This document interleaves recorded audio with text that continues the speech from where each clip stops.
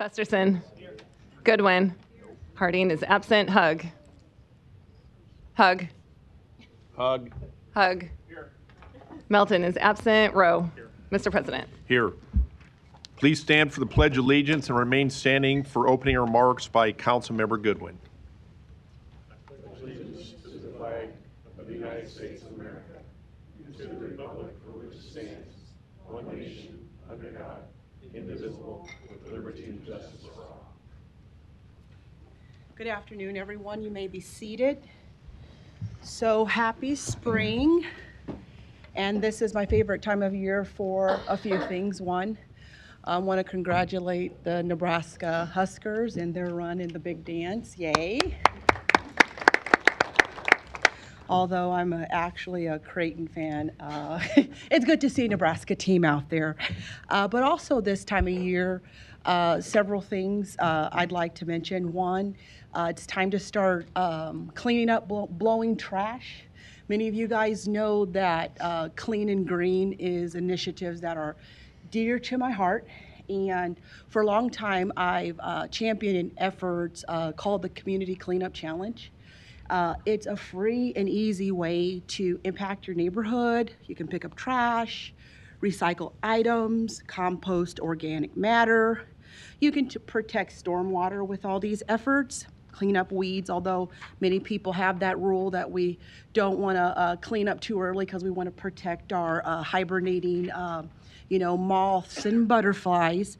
After trash day, clean up that blowing trash. It's just a great way to be a good neighbor, but also to help the environment. If you're interested in times, many entities and groups, are doing cleanups, including the city. And I also help to champion an organization called Global Leadership Group Omaha that has a cleanup date coming up this Saturday on the 28th. I also want to wish my mother happy birthday today. She is 74, and she wanted me to tell you. She said, make sure they know I'm 74. So happy birthday, Mom. And last but not least, my husband and I will be celebrating 33 years of marital bliss this Friday, the 27th. Thank you. Yeah, the party's in St. Louis, but want to wish you happy birthday, Daniel. He's been an awesome companion, a great father, and I love you. So thank you. Thank you. An affidavit of publication is on file, and a current copy of the Open Meeting Act is posted in a white binder on the east wall of legislative chambers. Councilmember Festerson, you're recognized. Thanks, Mr. President. Just wanted to take a minute to introduce a group that's with us today. I had the pleasure of speaking with Randy Atkins and some students from UNO with the UNO Civics Leadership Project. We appreciate their interest in city government, and they asked lots of great questions. Thanks for being here.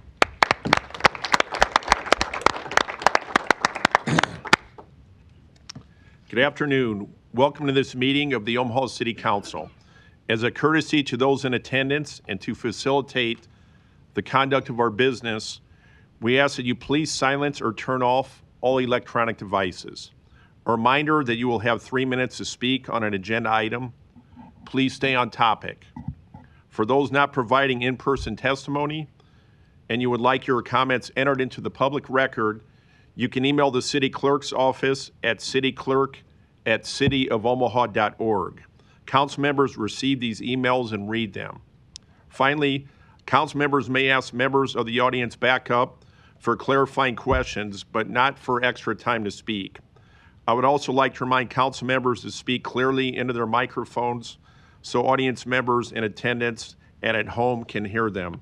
And I learned this last week when I tell people to push those microphones together. That causes a little static issue, so make sure they're straight and you're between them when you speak into them so we don't have any issues of people hearing at home or here today. Thank you. Item 6, to consider a Class C liquor license for Good Life Sports Bar and Grill located at 1501 Mike Fahey Street. Public hearing is now open on item number 6. Mr. Houghton, good afternoon. Good afternoon, Mr. President, members of the council. David Houghton, 2804 South 87th Ave, Omaha, Nebraska, here on behalf of High Life Downtown LLC. doing business as Good Life Sports Bar and Grill located at 1501 Mike Fahey Street for their Class C liquor license. This will be, I'm sure that the council is aware of the other Good Life sports bars in the community, and this will be that concept in the NoDo area. I did want to make the council aware that my client was contacted by the city finance department recently, and it turns out that High Life Holdings LLC is currently behind on the reporting requirement for the occupation tax. According to my client, those they had an accountant that they were working with that I'm told passed away last year, and they're now with a new accountant. So they're doing their best to rectify that situation, and as of this morning have filed the documents. And my understanding is the city finance department is reviewing those now. If the council has any questions, I'd be happy to address anything you might have. Thanks. Thank you. Are there any proponents here on item number 6? Seeing none, are there any opponents? Public hearing is closed. Got a motion and a second. No lights. Roll call. Festerson. Yes. Goodwin. Hug. Rowe. Mr. President. Aye. Motion passed 5-0. Item 7, an ordinance to rezone property located at 5510 North 83rd Street from R2 District to R4 District. Planning Board and Planning Department recommend approval. Open the public hearing now on item number 7. Applicant here today. Good afternoon. Good afternoon. My name is Mick McGuire, Straight Line Design, 3925 South 147th Street. I'm here on behalf of the owners, here to answer any questions that might be Thank you. of concern. Are there any proponents here on item number 7? Seeing none, are there any opponents? Public hearing is closed. Motion to approve. Got a motion and a second. Roll call. Festerson. Yes. Goodwin. Hug. Rowe. Mr. President. Aye. Motion passed 5-0. Item 8, an ordinance to rezone property located southeast of 14th and Ohio Streets from HI District to R7 District. Planning Board and Planning Department recommend approval. Public hearing is now open on item number 8. Is the applicant here today? Are there any proponents here today for item 8? Seeing none, are there any opponents? Public hearing is closed. Got a motion and a second. Roll call. Festerson. Yes. Goodwin. Hug. Rowe. Mr. President. Aye. Motion passed 5-0. Item 9, an ordinance to amend the boundaries of the MCC overlay district to incorporate into that district the property located at 5122 North 90th Street. Planning Board and Planning Department recommend approval. Public hearing is now open on item number 9. Is the applicant here today? Are there any proponents here today? Seeing none, are there any opponents? Public hearing is closed. Motion to approve. Got a motion and a second. Roll call. Festerson. Yes. Goodwin. Hug. Rowe. Mr. President. Aye. Motion passed 5-0. Item 10, an ordinance to amend the boundaries of the ACI overlay district to incorporate into that district the property located at 6016 Maple Street. Planning Board and Planning Department recommend approval. The public hearing is now open on item number 10. Is the applicant here today? Are there any proponents here on item 10? Seeing none, are there any opponents? Public hearing is closed. Councilmember Festerson, you're recognized.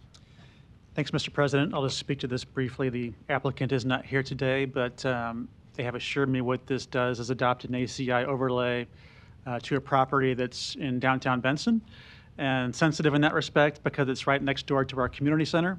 But it would divide what is essentially one building into two for future reuse, which I think is positive. So I'll support this today and motion to approve. Got a motion and a second. Roll call. Festerson. Yes. Goodwin. Hug. Rowe. Mr. President. Aye. Motion passed 5-0. Item 11, an ordinance to amend the boundaries of the ACI overlay district to incorporate into that district the property located southeast of Jones Street and Conagra Drive. Planning Board and Planning Department recommend approval. Public hearing is now open on item number 11. Are there any proponents here today? Seeing none, are there any opponents? Public hearing is closed. Got a motion and a second. Roll call. Festerson. Yes. Goodwin. Hug. Rowe. Mr. President. Aye. Motion passed 5-0.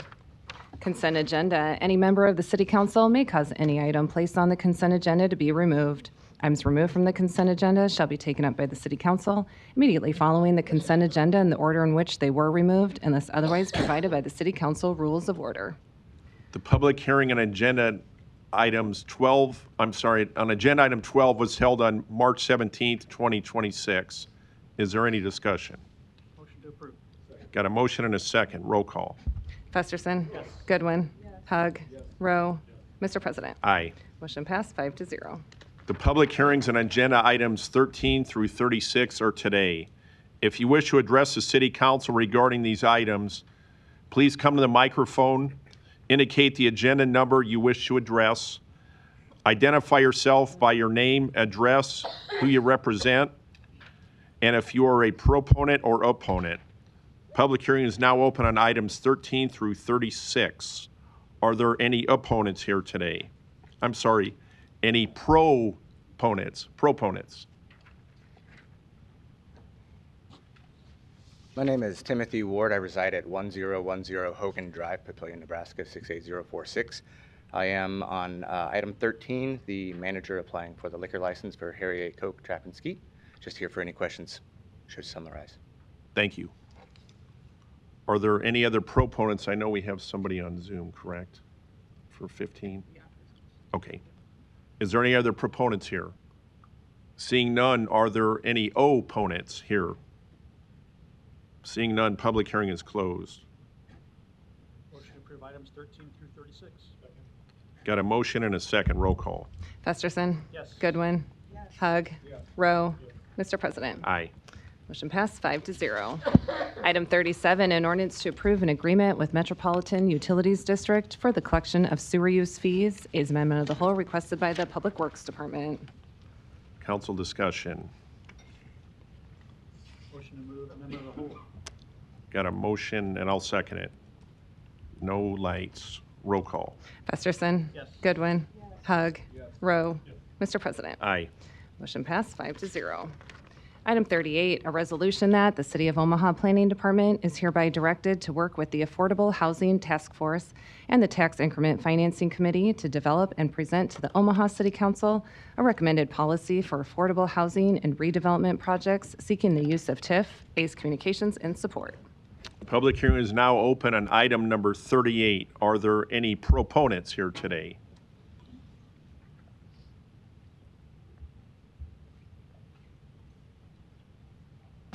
Hi, good afternoon. I'm Jody Holston, Executive Director at Front Porch Investments, 148 South 39th Street. Front Porch was formed in 2021 to provide strategic and coordinated leadership to affordable housing. In just 4 years, we've invested more than $46 million into 33 projects, supporting nearly 1,800 affordable homes and 2,300 total homes. Most of these include deeply affordable units serving households at 30 to 60% of area median income. Through that work, we see firsthand where there are gaps and where our current tools aren't fully meeting the need. We need more housing supply of all types at prices that residents can afford. 1 in 4 households in our city are cost burdened, spending more than they can afford just to stay housed. The Housing Affordability Action Plan calls for the creation of 18,000 affordable units by 2030. The goal in updating TIF policy is not to slow development, but to ensure that when public subsidy is used, it delivers the kind of housing our community needs.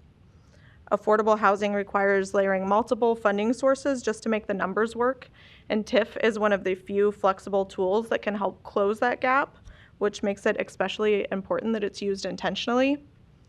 It's a powerful driver of development, but without a clear policy framework, its outcomes for affordability are inconsistent. Over the past 5 years, 12% of TIF-supported projects have been affordable to households earning under 80% of area median income. And that's a result of project-by-project negotiations, not a clear policy. This builds on work already underway at the city and reflects a shared interest in making sure that our tools are working as effectively as possible. This resolution creates space to ask the right questions about how TIF can better promote housing affordability while supporting development overall. We're not starting from scratch here. Cities across the country have implemented a range of TIF approaches, and we can learn from what has worked for them and what hasn't, and make the right design for Omaha. Front Porch stands ready to partner with the city by helping to analyze options, convene stakeholders, or bring in national expertise.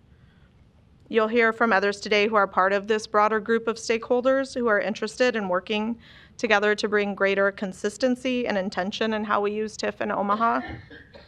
We welcome a transparent, thoughtful process that brings together diverse perspectives and that aligns public investment with community outcomes in a way that reflects Omaha's market and supports the city's housing and economic development goals. I respectfully ask for your yes vote today. Thank you. Thank you. Are there any other proponents? Mr. Dobby, good afternoon. Good afternoon. President Bagley, council members, my name is Scott Dobby. I'm the Executive Director of Omaha by Design, 618 South 11th Street, 68102. For decades, TIF has been an essential part of Omaha's urban renaissance. Building anything anywhere is a challenge, but bringing life back to old buildings and building new homes on long vacant lots can be nearly impossible without public tools like TIF. The evidence is all around us in billions of dollars of investment that would not have happened otherwise. Investment is one way to measure progress. Another is people. And thanks to TIF, our urban core has gained more than 5,000 new homes since 2010. Reinvestment driven by TIF strengthens our public spaces, it brings new energy to the heart of the city, and it builds the wealth of our whole community. Reinvesting in existing neighborhoods and making use of infrastructure we've already built is one of the most financially responsible decisions we can make as a city. But as powerful as TIF is, it can be improved. We know it can. 5,000 new homes is a strong start, but we need more homes, and more homes that are truly affordable to Omaha residents. In our work creating the More Homes by Design toolkit and in facilitating the recent ULI Nebraska Technical Assistance Panel on accelerating affordable housing, we've heard a wide range of thoughtful ideas for how TIF could better support affordable housing and small-scale neighborhood infill. As you consider this resolution, we would encourage an approach focused on strengthening the tool, streamlining where possible, expanding its usefulness, and aligning incentives to help accelerate the production of housing at all price points. This resolution moves us in that direction. It allows the city to take a closer look at how TIF is working today, hear from stakeholders across the housing ecosystem, and bring forward a range of options for your consideration later this year, without committing to any one solution today. Because the goal should not be to slow down the production of any one kind of housing, but rather to accelerate the production of all kinds of housing. We should be looking for ways to make TIF the best possible tool to support development that ranges from market rate to workforce to deeply affordable at every scale, from catalytic projects to incremental neighborhood infill. So for these reasons, Omaha by Design supports today's resolution to explore positive changes that can be made to Omaha's TIF program. We encourage you to move forward thoughtfully, keep a range of solutions on the table, and continue listening to those doing the work on the ground. Thank you for your time and consideration. Thank you. Other proponents? Hi, I'm Amanda Brewer, CEO of Habitat for Humanity in Omaha, 1229 Millwork Avenue in Omaha, Nebraska, 68128. I'm here as a proponent of this resolution put forth by Councilman Festerson, and I'm happy to support it. I serve on the Mayor's Task Force for Affordable Housing, and this is something that we've discussed at length. And there is a path forward, but it must be done thoughtfully, and that's why I'm proud to support this resolution that does create a discussion and an analysis of what is possible for our community. Habitat for Humanity has been an active user of TIF. Some of you might be familiar with the Bluestem Prairie project we did north of 51st and Sorensen, the former Myatt Park or Wintergreen apartments. That land sat vacant for 20 years, and without TIF, it wouldn't have been possible. So we do always see the benefits of TIF. We do feel like there's more opportunities, though 12% of all TIF projects going towards affordable housing of the housing units created is a good start. We think there are additional opportunities, and one perhaps tool of that is a development fund, and that's something that the committee has been discussing as well. I can't speak to you without mentioning the power of homeownership and how we are losing first-time opportunities for home ownership in Omaha.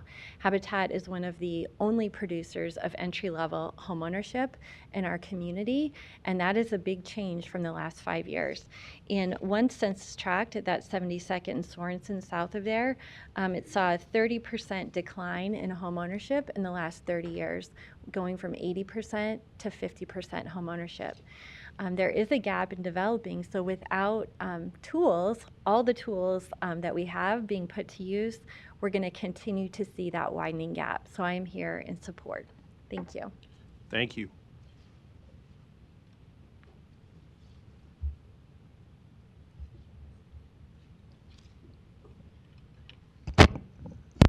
Hi, Cheryl Garst, Housing Director for Income and Housing Development Corporation, 1340 Park Avenue.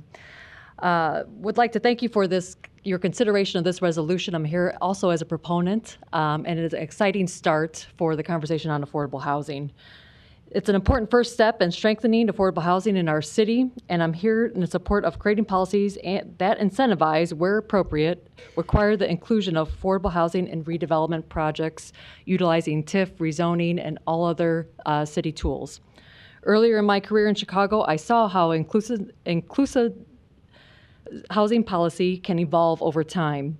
Chicago first adopted its affordable requirements ordinance in 2023. As Jody mentioned, there's a lot of other communities that have gone through the painstaking process of looking at reviewing policy, and I think this is very applicable to Omaha. It wasn't perfect, but it created a starting point. Over time, it was refined and strengthened to better respond to market conditions and rising costs. Components of this resolution that you are looking at. The key lessons are simple. These policies don't have to start perfectly, but they do have to start. Omaha is not Chicago. Our market, of course, is different, and we likely cannot support a broad mandate across an entire city today.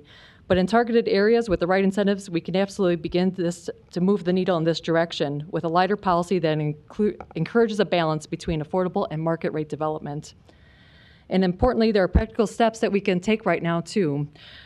One immediate opportunity is to streamline pre-qualified affordable housing development and TIF support, particularly those pursuing low-income housing tax credits. All City of Omaha projects right now are scored lower than other state applications when we apply. There are countless other things that can be reviewed.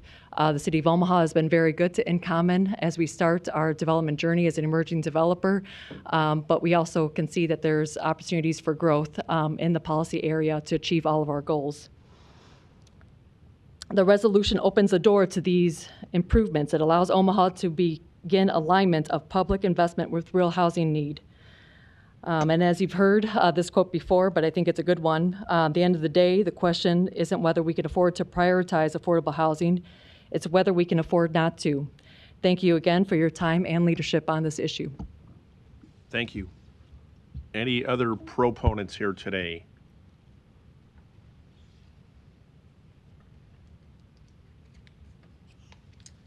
Hello, I'm Phil McLean, founder of the Mensch Group, address 4209 Allison Avenue. I'm here as a proponent for this policy.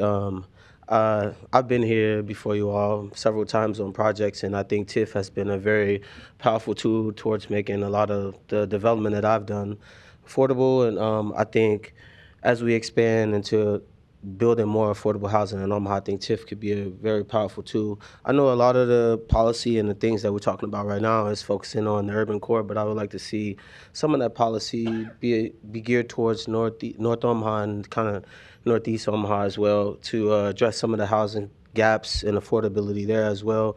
And as we look at adding this policy and making some changes to it, I think we should look at like some of the AMI levels, because obviously in those areas as far as North and Northeast Omaha, the AMI is a little bit lower in those areas than compared to some of the other areas. So I'm here as a proponent of this policy. I think it would be good for affordable housing. I think TIF is a powerful tool, and it will definitely help with our housing issues that we have and our goals.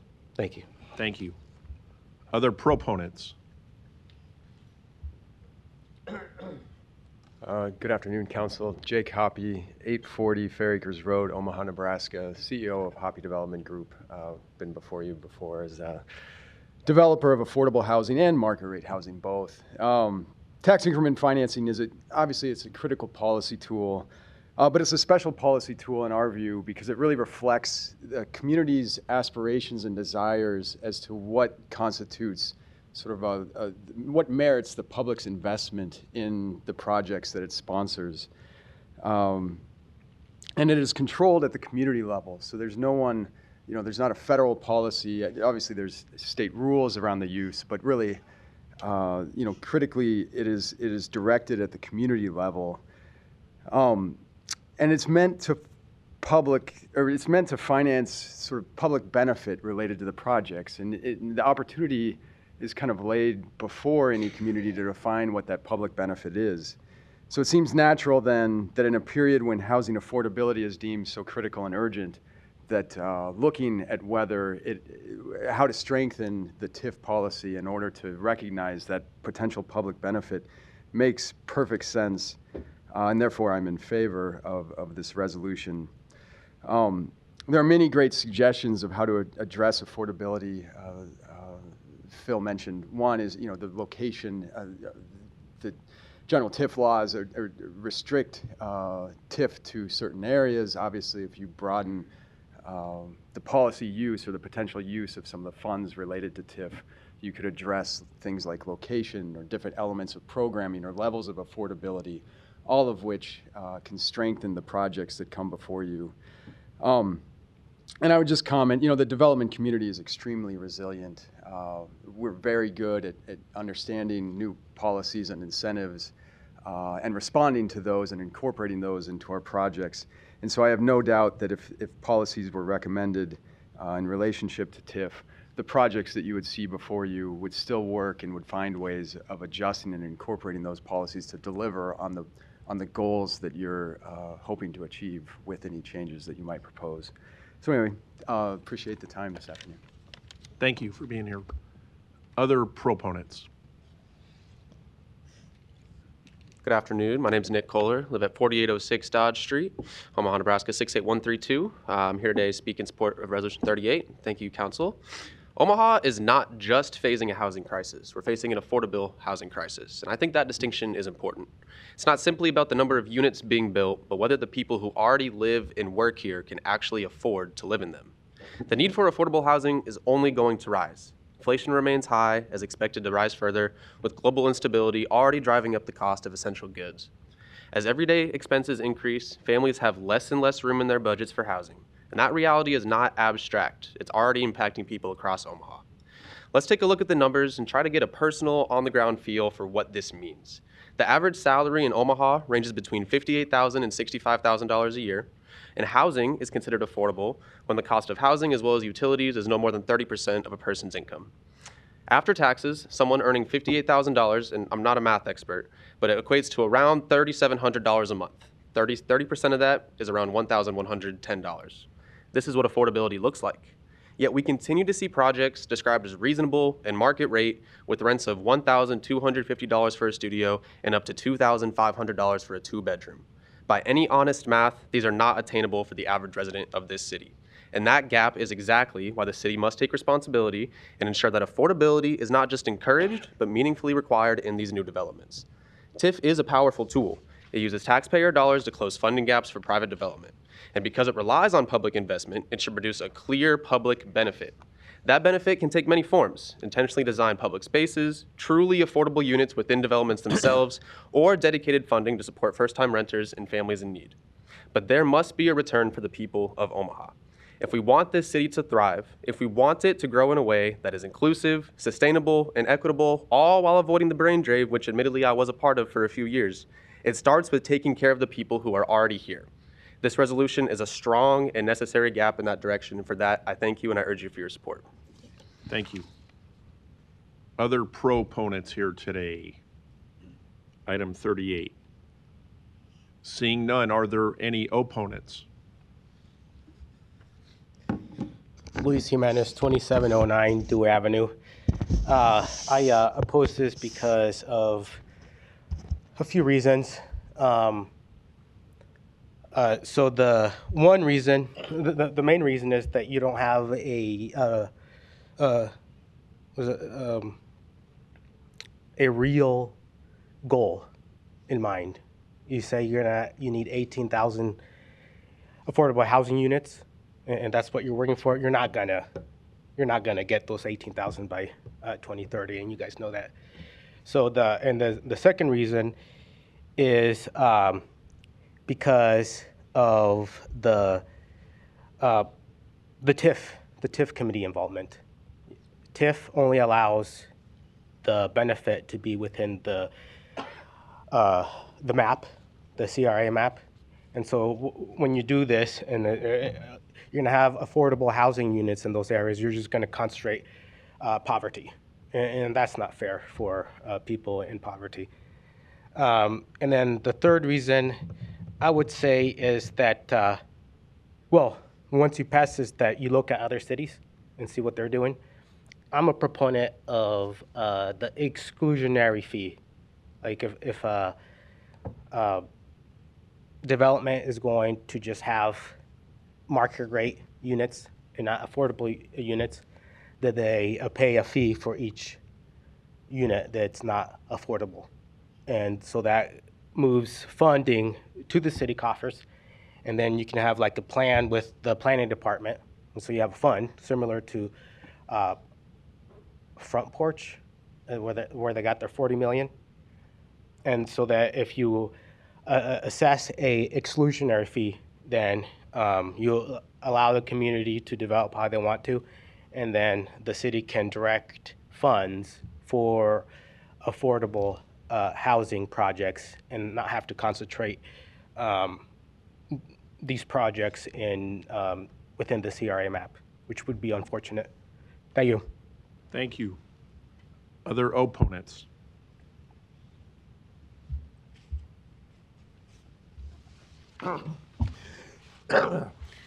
Larry Storr, 5015 Lafayette Avenue, Omaha 68132. I'm against the ordinance because, quite frankly, to be on topic, no, we should not be directing them to do this. And the reason is, these things are always decided in the planning committees long before it gets to the city council. It's a waste of our time to be in talking about this because it's a cut deal anyway before it gets to the council. All we're looking for here is a whitewash of it to be off topic, as many of these people have been. I have to get off the topic of the question. The question is stated, sir, is should they be directed to? Well, my answer is no, because they already do it. And I think you're wasting our time anyway. And I am going to risk being called out of order again and off topic by saying you're rerunning last week's performance with people that are going off the topic of that paragraph and giving their own opinions and sounding like presenters rather than proponents or opponents who are directed to stay on topic at the start of your meeting. They have 3 minutes, just like Thank you do, sir. Larry. Oh, I'm going to quit before you kick me out. Bye. You have 1 minute and 30 seconds left, and you were doing great, but thank you for being here today. Are there any other opponents here today?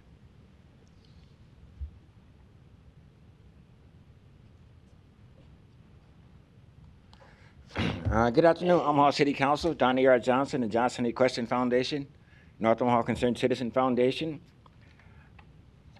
4928 North 52nd Street. I looked at some of these programs, and I think what these ladies are trying to do is great. And what Larry may have missed is that all those people that lost houses in California, they're looking for a place to live. And I don't know if they should get a lower price if they move to Omaha. A lot of folks will be moving to Omaha because of all the problems we're having with global warming or whatever they call it, fires. So they might be moving in the right direction. My argument is that we need more jobs. Thank you. Are there any other opponents here today for item 38? Seeing none, public hearing is closed. Councilmember Festerson, you're recognized. Thanks, Mr. President, and I want to thank the testifiers that are here today. I appreciated your comments and appreciate your partnership. You're the ones that are doing this work on the ground as affordable housing developers, and we appreciate that. Clearly, affordability is on everyone's mind, and a significant portion of affordability is affordable housing.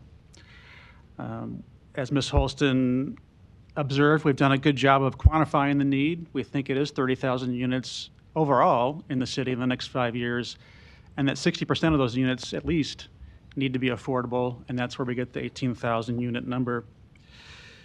We have adopted an affordable housing action plan that has a number of substantive recommendations in it, but that's been about 3 years ago. We've done some things in terms of making accessory dwelling units more attainable in the city. We've appropriated about $60 million in public and private funds to Front Porch to help fund such projects, and that's going well. We recently, as a council, adopted a mechanism that allows a $40 million reinvestment in affordable housing projects in the urban core with the help of the Lozier Foundation. And these are all positive things, but there's so much more we need to do to address that 30,000 or $18,000 unit number, and these need to occur throughout the city.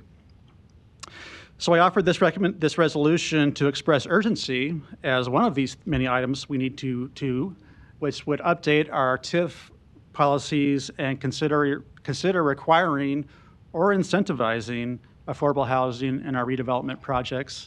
And that is an or. It says incent or require as part of this consideration. It instructs the planning department to review and make those recommendations to us that can be adopted by the TIF committee, or if it requires, it be adopted by city ordinance. We're requesting that review be done as well.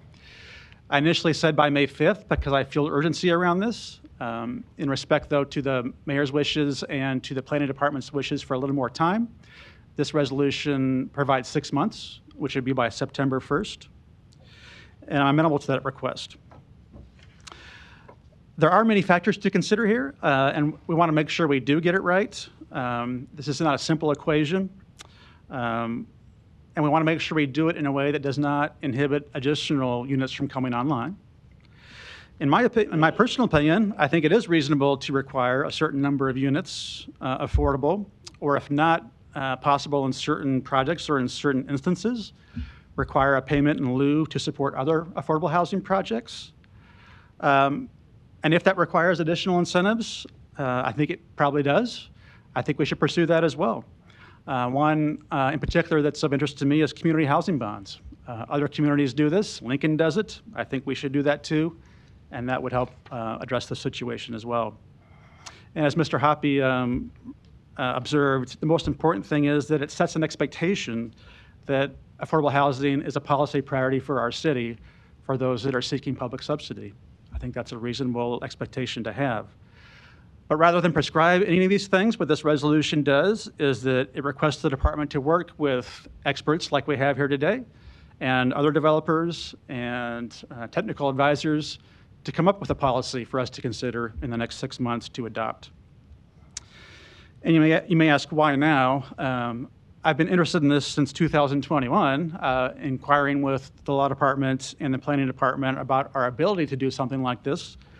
Clearly we can, but I think it's not until now that I feel like we have the critical mass and consensus around affordable housing as a priority issue to proceed with this, including Mayor Ewing, who has identified this issue in his State of the City speech as a priority for him and his administration as well. So we look forward to working with him to come up with a solution on this specific item, but affordable housing in general as well. And to be clear, what we're talking about here today is not a silver bullet. There are geographic limitations to what we're talking about, and we're talking about hundreds of units potentially from this mechanism as opposed to the thousands we know that we need. So this can't be the only thing we do, but certainly does need to be part of our overall strategy. It was observed that about 12% of projects have been affordable that have been approved by the City Council recently. And that's true. That's a number from the City Planning Department. But I'll hone in on that number a little bit more. That's from 2020 to 2024. And as an average of those years, But one of those years was very high due to one particular project in the city. On average per year, it's been more like 5 or 10%. So that's important to point out too, I think, when we talk about the need for something like this. So I know today we weren't sure if we'd have 5 members or 6 members of the council here, and of course we prefer to have a full council, but I would urge us to move forward today. This is just the first step in a process that's going to take 6 months. We'll all have additional time to review whatever recommendations come out of the planning department and their process to really hone in on this and make sure we get it right. So with that, I'll yield my time for now. Thanks, Mr. President. Thank you. Councilmember Goodwin, you're recognized. Thank you, Mr. President, and I appreciate Councilmember Festerson's words. I sit on the Planning Committee with him, and this resolution was really birthed out of discussion after meeting with the Planning Committee and really offering guidance, which I think is what the council is here to do. With fresh ears as a new council person, one of the things that I've heard in many public hearings, one is from developers saying that the margins are very slim as it pertains to how do you fit TIF in to affordable projects. But then you also have community saying that if in fact an incentive is given to build and develop in a disinvested area, then there should be some level of community benefit. I want to point out, as did my Councilman Festerson, that this resolution is simply saying incentivize or require. So there does, provide the flexibility for the committees and the task force to determine what's the best path forward. But I had been a little frustrated when I'd hear developers say, well, we just can't do it, and not really having anything to fall back on to say, well, why? Or can we see the numbers? Or how do we get there? And so I think that this resolution, again, provides the guidance, looks under every rock, whether it's local, regional, or national, to determine the steps forward. Again, when you talk about the number of units that are needed citywide, this is one of many steps we, as a council, as a city, with partnerships within the community, need to take. Last but not least, you'll always hear that I'm a proponent of various types of housing. We need all types of housing. We need low-income housing, affordable. We need middle-income housing, and we need market rate housing. We need housing for all, really, is the approach that I think that we all want to pursue together. So I am in support of this resolution because of the guidance it gives, and also the timeline that really kind of frames it for all to say, okay, here we are, and this is what we've determined as recommendations as a collaborative effort. So thank you. Thank you. Councilmember Rowe, you're recognized. Thank you, Mr. President. I appreciate the discussion that we've had today. This is, in my mind, probably one of the more important topics that we need to deal with in our environment today. And housing's been important in my life, my whole career, since I was in college. And so it is important to me. And I know the value of affordable housing. People, I'm not sure everyone understands how important it is for a kid growing up to be able to have a home to call home, a place to go after school, a place that they can find stability, and they can find it at home. Donnie mentioned jobs. I mean, I have a friend he likes to say jobs. Well, housing is where jobs go to make a home. And I think that really is true, and I think it's very, very important. I'm generally in support of this resolution. I've been a member of the task force. There was 6 or 7, 8 of us that were appointed by the mayor, and we worked for several months to formulate about 6 items that we could recommend to the mayor for him to consider, and then come back with some specifics. And Jody was on that team, and Amanda, and then several others, and I was thankful to be a part of that. And we did, over a number of weeks, come up with 6 items that we forwarded to the mayor.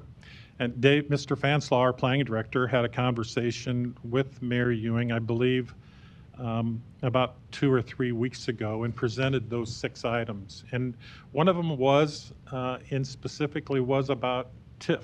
It was how we were using TIF. And during our meetings on that task force, I just wanted you to know that we had open and honest discussion. I mean, we were very open to talking about ideas that maybe weren't normal for us and things that were different. The one that I did want to push back, and I did push back in our committee meetings, our task force meetings, and I'll push back today, is that word require. And I'm glad that Councilmember Festerson, clarified that the wording of this resolution is incentivize or require. If it had said and require, I mean, I'm not a linguist, but if it had said and require, I would have been no on the vote. Having thought about it and seeing that the word is or require, I can see where this gives an opportunity for the administration to come back with a lot of different ideas. I think other incentives are going to be an important part of this. I think that it isn't just one silver bullet, as Pete mentioned. So I'm generally in support, and I appreciate the 6 months. I think, when we just 2 weeks ago presented our task force findings to the mayor, I don't want to get out ahead of our skis too much, and I want to allow the mayor an opportunity to have input and to really think through, because it's really going to be important. And he mentioned it in the State of the City address just last week, and I appreciated his the importance that he put it on there. I am concerned a little bit today. We are a short council. This is an important conversation for us to have, and we've been having, and I appreciate that. But we have 2 council members that I know this topic is important to them, and they would love to weigh in on that. So having said that, I would like to make a motion that we lay the vote over on resolution number 38 until April 7th. That'd be 2 weeks. We're off next week. We don't have a meeting next week, but on April 7th, that would allow Councilmember Harding and Councilmember Melton an opportunity to have at least a participation in this discussion. So I'll make that motion, Mr. President. I have a motion to lay over for April 7th. Yes. Any second? There's no second. Motion to approve. I'll second. Motion to approve. I'll make a couple brief comments. There's been a lot of thought put into this by, again, the people that came down. Thanks for being here today.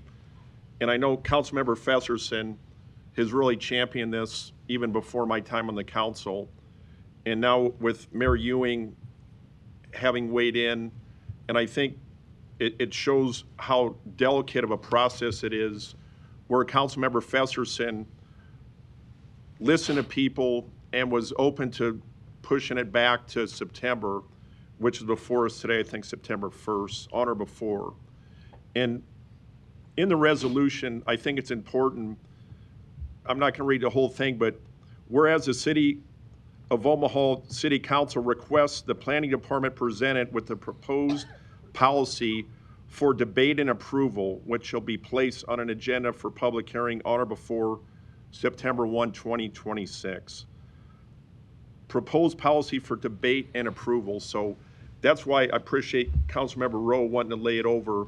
But also, we have 6 months, and we're certainly not going to cheat council members out of a good debate and discussion in a public forum like this. And I think it's important that the public knows that we're trying to do everything we can to expand the toolbox. And there's things that you try to weigh and improve on. And I think that's the purpose of this today here, to go forward with this resolution, voting on it and given time to continue having the weigh-in, and then we can get something by the fall that we can vote on. Councilmember Hug, you're recognized. Thank you, Mr. President. I've been involved with discussions about TIF and as it relates to single-family homes for well over 30 years. Not on the council, but has a time I spent as a developer of inner-city residential property, single-family residential property. And I hope that as this proposal is being developed, that they don't overlook the smaller projects and the smaller guys. The small individual, one-man construction companies who are looking to do a single-family home, the single-family homeowners who may have a home that they're going to do a significant improvement or renovation on. I hope that we can provide some TIF for those projects. Somebody wants to buy a large home that's been converted to apartment complexes and they want to buy that, turn that back into a single-family home. I hope we can find some TIF relief for them as well. So that would be my only recommendation is let's not forget the little guy and let's make sure that there's trickle down on this proposal. Thank you, Mr. President. Thank you. Councilmember Rowe, you're recognized. Thank you, Mr. President. Well, clearly I'm disappointed that we don't have a layover this on this item for a couple of weeks. But I am supportive of affordable housing. I want us to see what creative things that we can do to move the dial, because we really do need to move the dial. I'm convinced of that. And as I'm supportive of the resolution. I just will tell you, I'm not going to take my overinflated basketball and go home.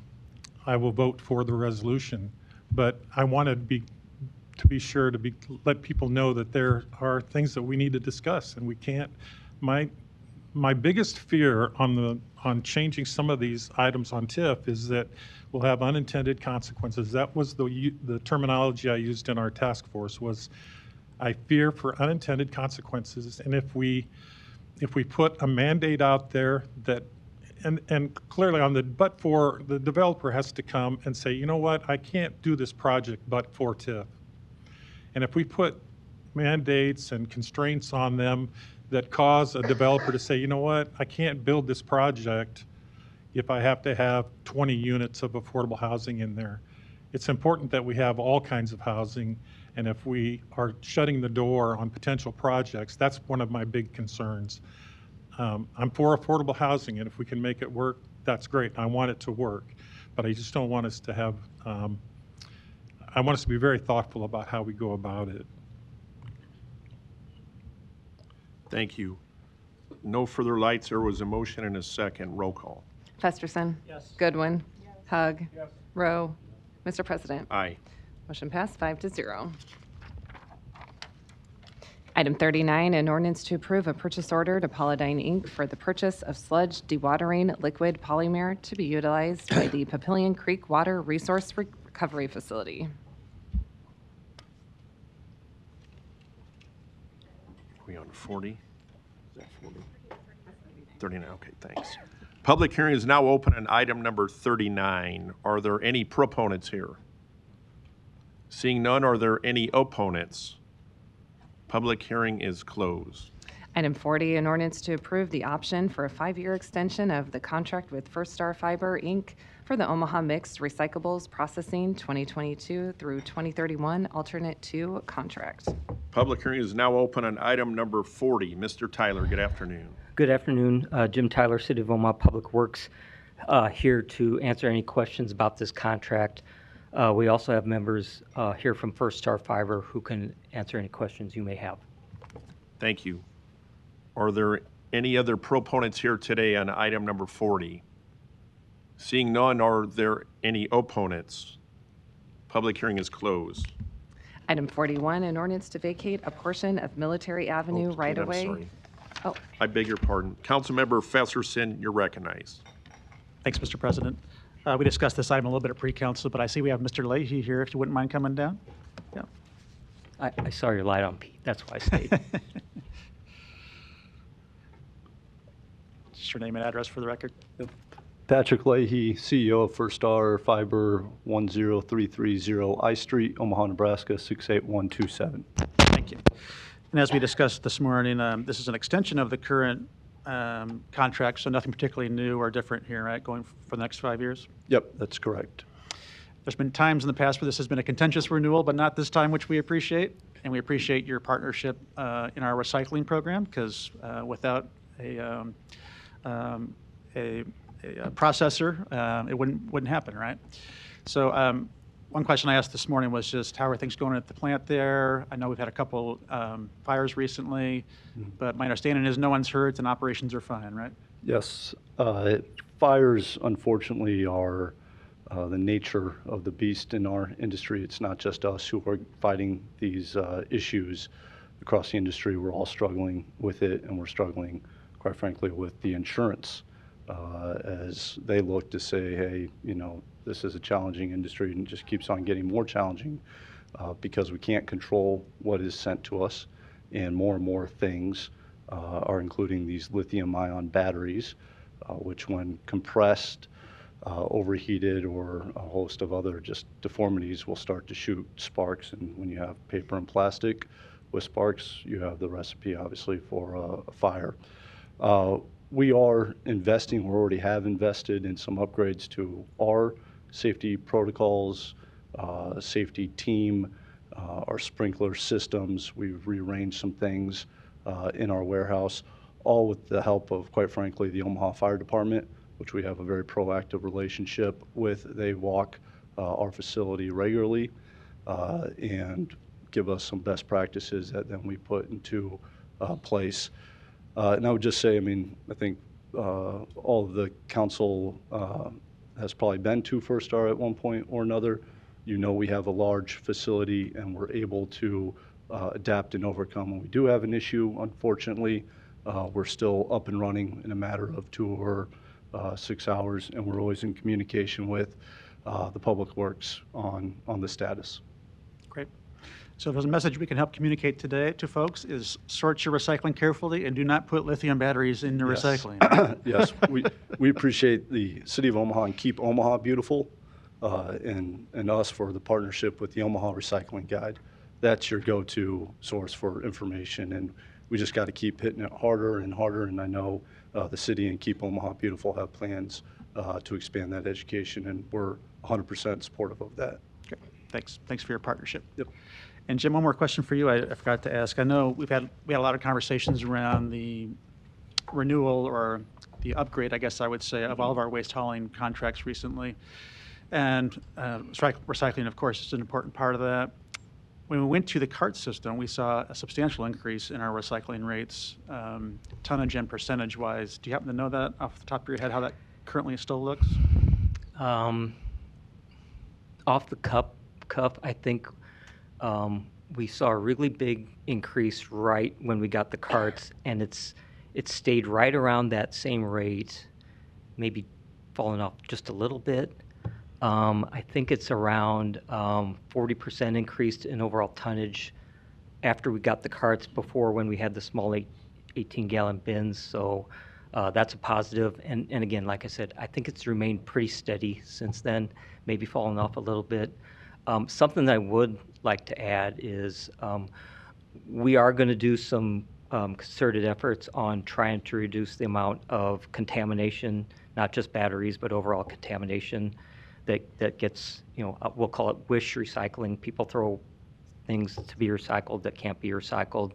We recently did an audit with First Star Fiber to see what's coming in, and so we're going to work really hard on educating to help people know what to not put in recycling and what to throw away. And I know I got off topic off that a little bit, but I wanted to make sure that point was heard. Mm-hmm. Great. Thanks, Mr. President. You bet. Councilmember Hug, you're recognized. Leahy. I just want to say, for the record, in my opinion, I think your organization is doing a phenomenally outstanding job. I believe, maybe not both recent fires, but on one of the previous fires, I was reached out to with an explanation of what happened, which I was very grateful for. So you guys have been very open and very forthcoming with any information anytime there was an incident. Since you're in my district, I do appreciate that. But what I think I'd like to ask you to talk about a little bit is your employment your employment pool and how many people you employ and where they come from, because I think that that's all part of your success story. So I don't want to put you on the spot, unrehearsed, but if you could just talk about that for a little bit. Yes, thank you, Councilman Hogg, for the kind words. And I would just say, and Councilman Festerson mentioned it, where we were 5 years ago as a company, and I was not here 5 years ago, to where we are today in the communication and the ease of this contract renewal. It's not just us. I want to give credit also to Public Works, Jim and his team, for the partnership. Recycling is a tough industry. It is a dirty industry. And I'd like to say we get tough people who work there. It is part of our success story, and quite frankly, it's part of our challenges as well, because our hiring pool, the majority, come from second chance circumstances, whether they are still in the justice system, in prison, in jail, or they've just been recently released and they're in a halfway house. That does create challenges when it comes to breaking their snitches get stitches mentality, to you see something, you say something, safety culture. But when we are able to train and get their buy-in, they become some of the most loyal employees and team members over the course. And we're very proud that of the 120 or so employees that we have, over 50% of them have been with us for over 5 years, which is a great knowledge base for when new team members like me step in, that they have experience. They know what to do, whether it's a safety issue like a fire or an equipment issue, et cetera. Thank you. Yep. Thank you. Item 41, an ordinance to vacate a portion of Military Avenue right-of-way. Planning Board and Planning Department recommend approval. Public hearing is now open on item number 41. Are there any proponents here today? Seeing none, are there any opponents?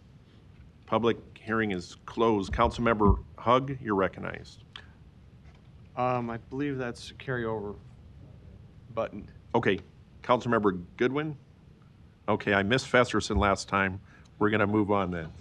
Making sure. Thanks. Item 42, an ordinance levying a special tax assessment for the demolition group number 2026-01. Public hearing is now open on item 42. Are there any proponents here today? Seeing none, are there any opponents? Public hearing is closed. Item 43, an ordinance to amend certain portions of special levy ordinance number 10399, levying a special tax and assessment for South Omaha Business Improvement District number 6880. Public hearing is now open on item 43. Are there any proponents here? Seeing none, are there any opponents? Public hearing is closed. Item 44, an ordinance to approve the interlocal agreement for the administration and implementation of assistance during SWAT operations. Public hearing is now open on item 44. Are there any proponents? Seeing none, are there any opponents? Public hearing. Gotcha. Hold your horses there, Mr. Baker. You're trying to get home too early. They are held. Good afternoon, Omaha City Council. Donnie R. Johnson, the Johnson Equestrian Foundation, Northern Omaha Concerned Citizen Foundation, 4928 North 52nd Street. And I'd like to share something about these rookie officers that we call them in the Navy. We call them our little bitty brothers. And the reason why is because the 43. Bellevue Police Department, Omaha Police Donnie, we're on item 43. Is it 44? Oh, 44, I'm sorry. Yeah. I'm trying to figure out all these rookies on here, this program. So we call them our little bitty brothers in the Navy, the SWAT team guys. They're our little brothers. In the meantime, Mr. Begley, you might be remembering this. Grand Island to Lincoln. I've been going down to Lincoln talking about moving the State Fair back to Lincoln. So can we have these officers, as they want to be a part of this program, can this generation do like the previous generation, walk from Grand Island to the State Fair, and can this generation walk from Lincoln to Grand Island to the State Fair? I don't think these rookies can handle that. Thank you. Are there any other opponents here? Public hearing is closed. Item 45, an ordinance to transfer $83,408 in the 2026 budget from the wage adjustment account to the police department. Public hearing is now open on item 45. Are there any proponents? Seeing none, are there any opponents? Public hearing is closed. Item 60, a resolution to approve a settlement agreement for Michael and Leah French versus City of Omaha in the amount of $400,000. Public hearing is now open on item number 60. Are there any proponents here today? Seeing none, are there any opponents? Public hearing is closed. I'll second. Motion and a second. Roll call. Festerson. Yes. Goodwin. Hug. Rowe. Mr. President. Yes. Motion passed 4-1. Non-action items, items 46 through 58, do not require public hearing or city council consideration at this meeting, but will be placed on a future agenda for public hearing and/or vote. The reason for non-action is noted after the item on the agenda, as well as the date the item is expected to appear on an agenda for consideration. Got a motion and a second to adjourn. Roll call. Festerson. Yes. Goodwin. Yes. Hug. Yes. Rowe. Yes. Mr. President. Aye. Motion passed 5-0. Meeting is adjourned at 3:06.